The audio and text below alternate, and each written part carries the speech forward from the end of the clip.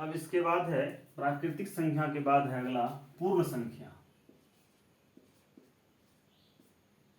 पूर्ण संख्या, इसको अंग्रेजी में बोलते हैं whole, WHOL, whole numbers. Whole numbers ये क्या होता है? तो इसका डिफिनेशन होता है कि प्राकृतिक संख्या के समूह में, प्राकृतिक संख्या के समूह में, प्राकृतिक संख्या के समूह में शून्य और शामिल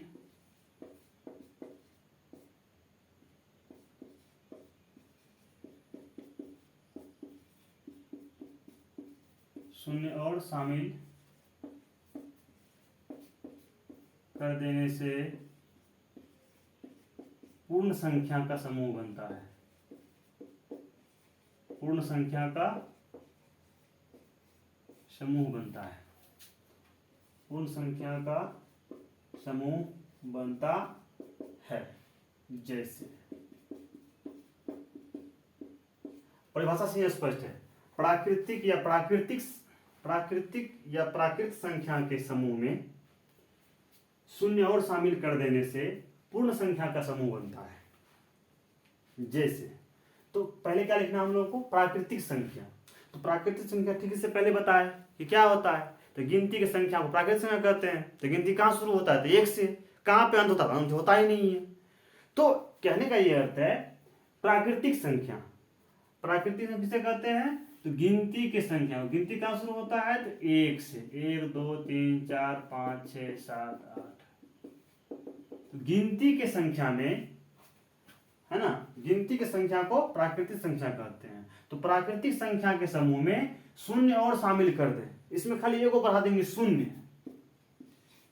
तो अभी तक ये प्राकृतिक संख्या था, इसमें शून्य बढ़ा दिए तो ये बन गया पूर्ण संख्या का समूह।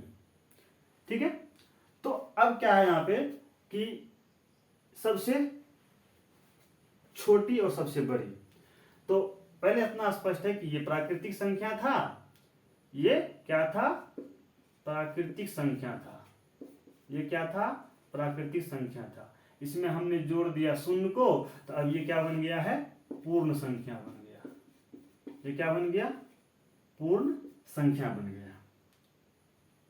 तो अब हम स्टार देके लिख लेते हैं। अच्छा हाँ, इसको हम लोग W से दिखाते हैं, इसको भी लिख देते हैं। पूर्ण संख्या को कैपिटल W द्वारा प्रदर्शित किया जाता है।